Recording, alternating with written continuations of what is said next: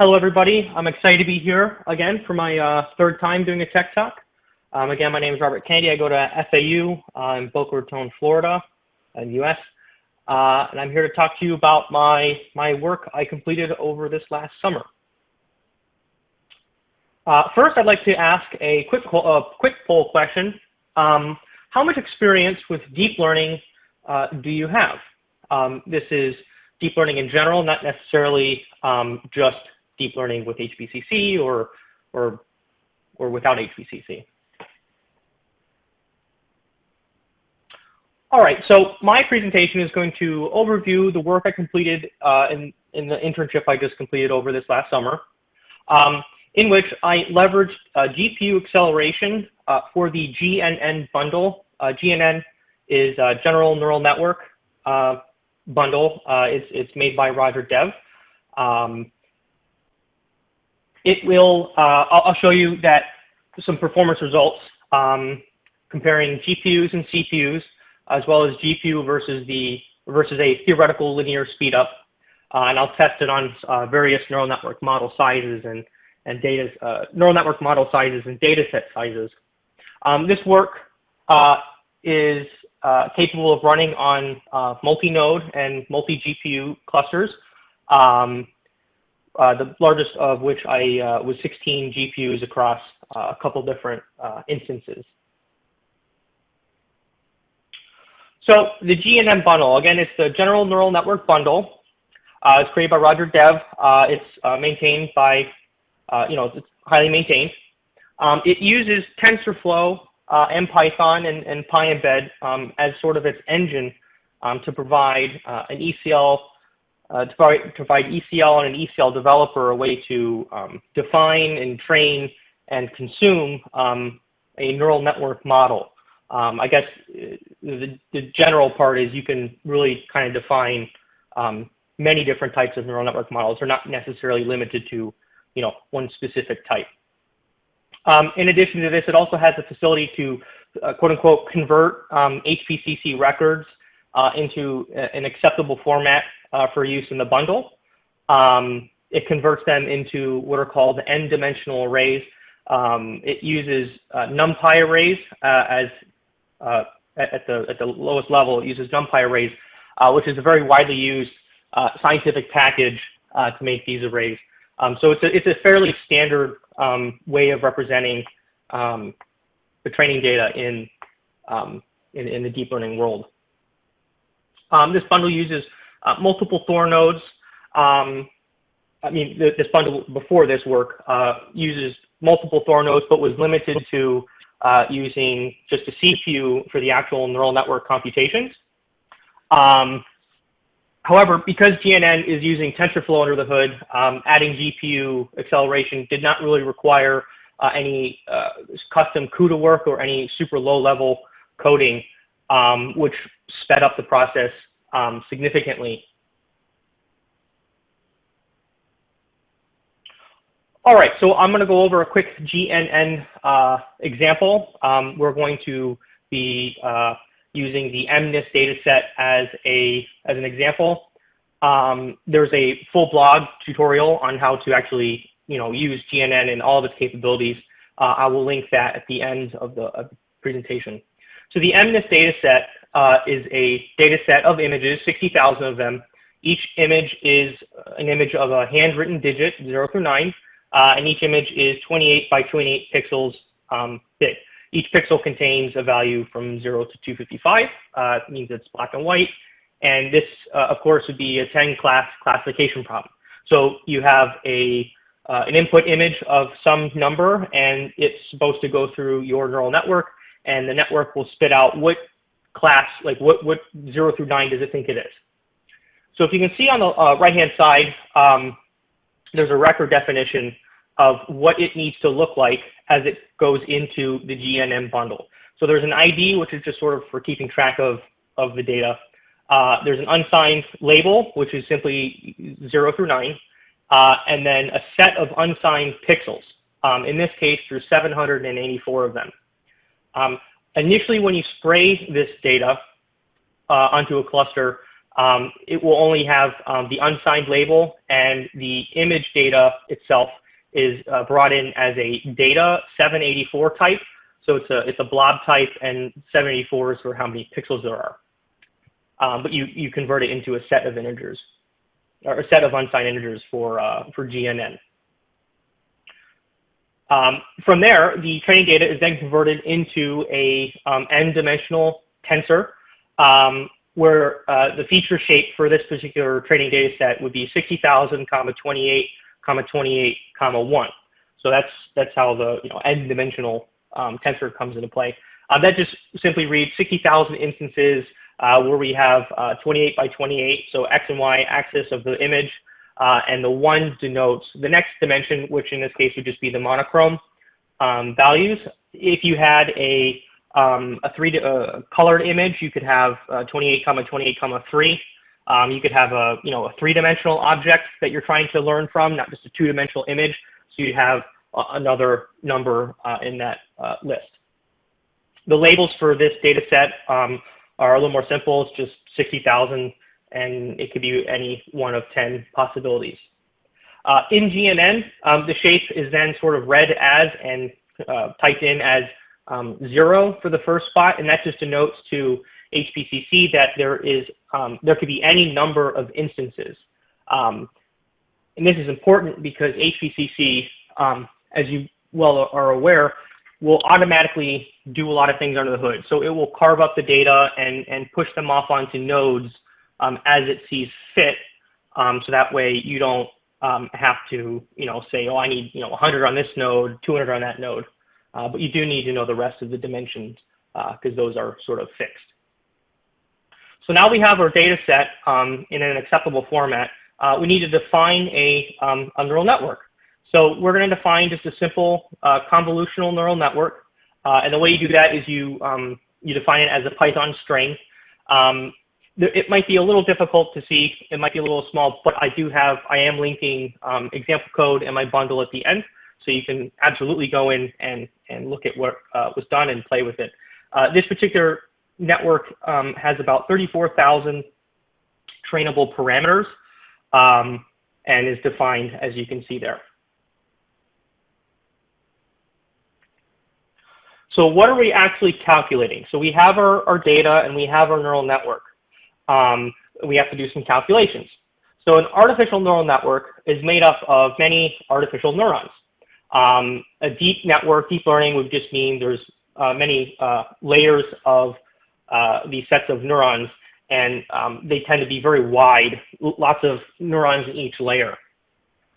Without going into too much detail about it, essentially each neuron has an input weight and an output weight that needs to be trained. You update this during the training process. And then the lower right image, you can see this is an example of a fully connected neural network, which is pretty common, or very common, where each neuron is connected to every node or every neuron in the next layer. So as you can see, there's quite a few little arrows. Each one of those arrows represents a weight that needs to be incrementally adjusted based off of the training data. And you do this for every single weight and for every single training data instance, in this case, image. So to do one pass through the data set, you have to update, in our case, 34,000 weights 60,000 times, and you'll do this several times over to get a usable model. So the input layer is just going to be your raw data that's going to be inputted into the model. So in our case, we would have 784 neurons, each of which are accepting of 1 pixel in the image. It'll go through some number of layers, and it will eventually go to an output layer of 10 neurons, where each neuron represents one of the 10 classes of each of the digits.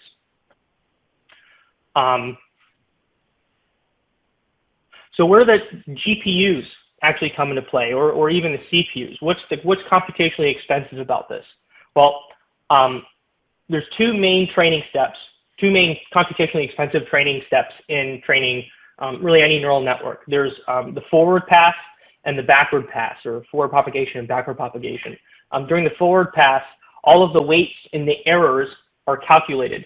So you take your input image and you push it through the model, calculating all of the errors at each layer for a given instance. And then once it goes through, you add up all the errors for each layer and each neuron. You can then do gradient descent and calculate your weight updates. And then you work from your output layer all the way up until your first hidden layer, incrementally changing each one of these weights a very small amount. Each step, each forward and backward propagation step is done for in this case, each image, so 60,000 times. And you will go through the data set several times. They're called epochs. You do them like, 10, 20 times. So there is quite a bit of computations required. And it kind of, unfortunately, the way it's sort of set up is it's not exactly the most parallelizable process, because you have to calculate the errors for the previous layer before you can calculate the errors of the next layer. And same for the backward pass, you have to calculate the weight updates of one layer before you can do the next one. So it's a rather iterative process. So a previous work I had completed last year used a non-traditional HPCC approach. It used one Thor, and it was very prototypey. This approach with GNN uses a single Thor node that's assigned to a single GPU. So if you have a cluster on AWS of 16 GPUs, you'd assign it a 16 Thor node cluster, and each one of the Thor nodes is essentially assigned a GPU for calculations. Each of these GPUs get their own set of data. So the overall schema of this is called a data parallelism. So what it does is each Thor node, or in this case GPUs, receive an entire copy of the neural network model. And the first step, it would be a randomly initialized neural network, but they all get the same neural network. They get a slice of the training data. So if you have 10 nodes, you'd have essentially 1/10 of the training data given to each node. The GPU will then calculate all the forward and backward propagations and all the weight updates for its slice of data.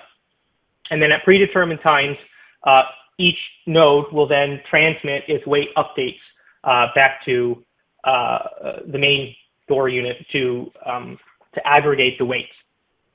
Once the weights are aggregated into a single unified neural network model, that neural network model is then copied out to each Thor node again, and the process repeats itself until you have a single trained neural network model. It's subtle, but the weight update transfers are important, because the way this works is it will output a single model that was trained in coordination with some number of Thor nodes. If you didn't do the weight updates, or you did them too few, what you'd end up having is you basically just have model averaging, because you'd have 10 different neural network models, and then you kind of average them together at the end, which could be an approach, but it wouldn't produce a single unified model, which is what you'd want, because when you train on a single process, single node, that's what you get. So that's what we want to aim to achieve. So I performed a performance evaluation of the work to demonstrate that it does in fact work, and to see how well it works. So all of the tests you're about to see were performed using AWS instances. The head node was just a standard CPU node, but the main Thor nodes were put onto two P2.8 extra large instances. Each of those have 8 NVIDIA K80 GPUs. If you're unfamiliar with GPU nomenclature, these particular GPUs have been out for several years, which is basically an eternity in terms of GPU technology. So they're quite old. However, they are still very effective and compared to a CPU. I use cluster sizes of 2, 4, 8, and 16 Thor nodes, and I ran tests using CPU only and GPU only. I did 3 different neural network sizes. So the network that we already went over was 34,000 parameters. I created another one that has 6 million and another one that had 68 million trainable parameters. And I trained each of those on 3 different training data set sizes. One was 60,000 instances, one was 600,000, and one was 6 million. And they go up to 5 gigabytes in size. So the performance boost of a GPU, as expected, is significant. As you can see here, this little bar graph is a dual CPU setup versus a dual GPU setup. It's well over 9 times faster to use a dual GPU setup versus a dual CPU setup, which is quite significant, especially when you consider some of these neural networks can take a very, very long time, months and months to calculate. So a 9 times speed up could take it from something you couldn't really use day to day to something you could. Now, it's worth noting here that this result is from using K80s, which are pretty old GPUs. The gap in performance would be greater if you used more expensive and newer GPUs. And the reason for this is CPUs, an Intel CPU, even like a high-end Xeon, they're great. They're very fast, and they're really good at doing everything. But GPUs are even better at doing a smaller set of calculations. And NVIDIA specifically is really focusing on neural networks, which is reflected in their stock price as well. So the speed increase with each new GPU that comes out is going to be greater than a CPU, the next CPU that comes out with respect to training neural network models. So a little more general performance graph here. Obviously, the training time does decrease with a larger cluster as you go, from 2 to 4 to 8, 16 nodes. This might be quite obvious, but in practice, it doesn't always happen this way because there's a lot of communication costs between the nodes to transmit those weights. There's quite a few of them depending on your model. You can very easily, if you're not careful, get into a scenario where you spend more time in the communication process than you do in the actual weight update calculations, which would make it so the more nodes you use, the longer it takes. But from this graph, you can see the top red line is a CPU time. The green one is a GPU, and the blue one is a GPU linear.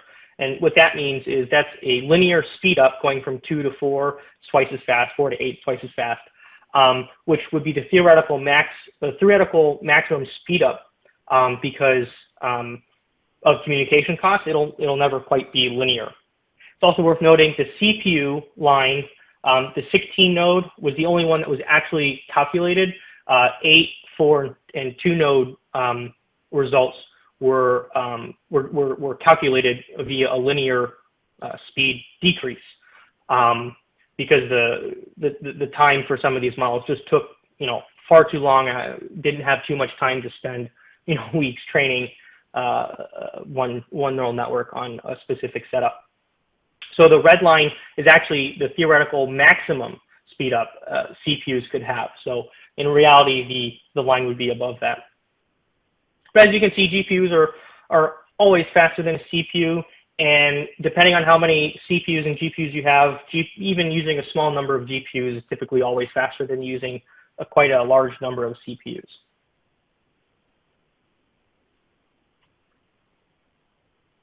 So let's talk about efficiency, because that's very important.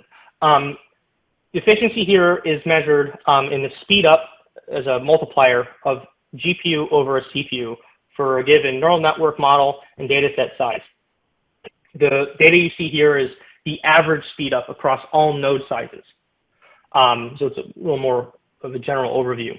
So as you can see in the left-hand group of bar graphs, the 34,000 neural network model is about, a little over 1.5 times faster to use a GPU than it does to use a CPU, on average using between 2 and 16 GPUs. So yes, quicker, but perhaps not significant. And if you include the increased cost of using a GPU, probably could argue that it would not be worth it for a 1.5 times speed up. However, 34,000 size model is very, very small. As you can see, as the model size increases, the efficiency increases, which is very, very cool. So the 6 million size neural network model achieves about a 6 times speed up because there's over a CPU, because there's so many weight updates. The CPU will spend so much time calculating these updates compared to the communication cost, and the GPUs do it just so much faster. And this is, again, the average of all the node sizes. So there could be 1 or 2 cluster sizes that would be significantly higher than this. Also interesting is as you get a sufficiently large enough neural network model size, the efficiency of the system increases directly due to data set size. So as you can see in the largest model, you can see as the data set size increases, the efficiency also increases, which is quite interesting. So in conclusion, showed you that the work does in fact work. GPU acceleration definitely improves GNN training time. The implementation scales well across a different size clusters up to 16, I demonstrated. And if you do want to, if your work needs you to work with neural networks, it would definitely benefit you to use GPU acceleration if you can, because the speed up increases are quite real. Here are some links. All of the experiments that you saw, and then some, are on GitHub at the first link. Feel free to go check them out. You can ask me any questions if you want about them. The GNN bundle with my changes, is on this branch 454, under the GNN bundle. And if you want to learn how to use the GNN bundle in general, that's a great resource there, a blog to how to use it. And it's worth mentioning that to use the GPUs, all you have to do is have a GPU enabled machine, and you can train on GPUs with very little change to the GNN in general. I'd like to conclude by asking a quick poll. How important do you think it is for HPCC Systems to have GPU accelerated deep learning capabilities?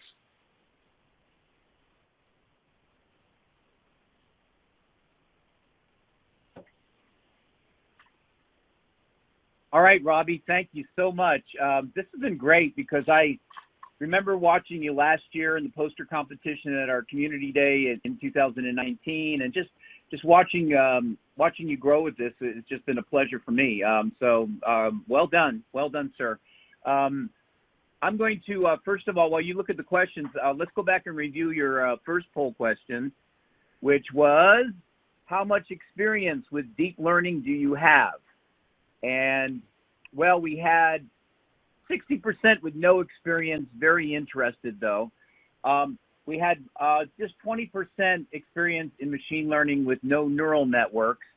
And I guess the other 20% said their experience with deep learning. So kind of a wide audience here in your presentation, which was great. So while that second poll is being answered, we're getting some feedback from the audience. Let's go to the questions from the audience. Let's take the first one. Robbie, you ready? Yes. All right. How will the work you have done translate when using the GNN bundle on a cloud-native system as opposed to the bare metal version of HPCC Systems? It's a great question. and it was something I was unable to quite get to this year. However, it would be a really good avenue for future work. I think it would work quite seamlessly as is, but basically the main differences would be simply the cloud native system will be better, especially because a lot of the Kubernetes hosting providers like an AWS and Azure have GPU enabled nodes that you can spin up, and you can. Oh, good. Yeah, and another really good point, which I guess is a little more of a technical point, which I guess is fitting, is this tech talk, right?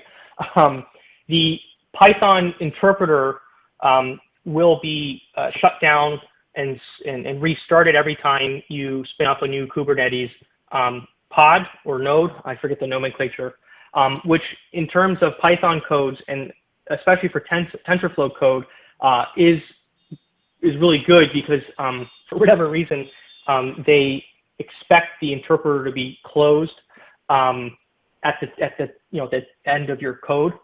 Traditional bare metal, it keeps the Python interpreter open, which it still of course works, but just it added some memory management overhead that would basically be eliminated in the cloud platform.